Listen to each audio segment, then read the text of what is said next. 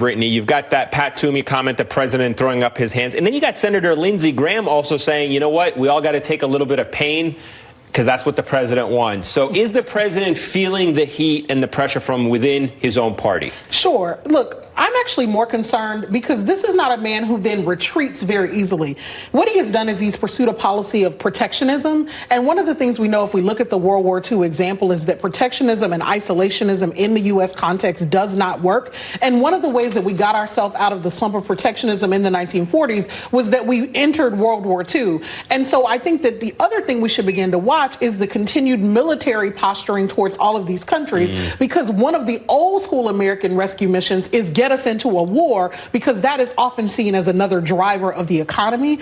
And Trump wants one big key thing under his belt. He either wants his wall, he wants to ride out on the glory of the economy. And if he can't have that, I think that he's absolutely willing to start a physical war in order to do it. And you think the economy's sinking is frightening, imagine our country at war with him as the commander-in-chief. That's right. Yeah, I definitely don't want to think about that.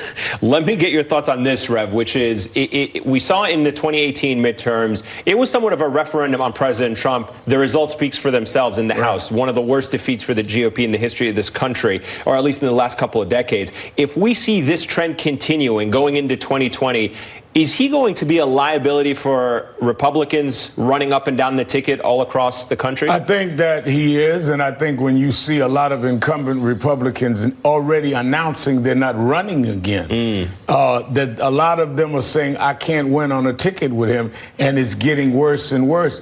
I think that the challenge that the Democrats have is to come up with the candidate that can build the biggest tent and the most consensus, and that knows how to deal with economic policies. They must be able to answer what Trump cannot answer.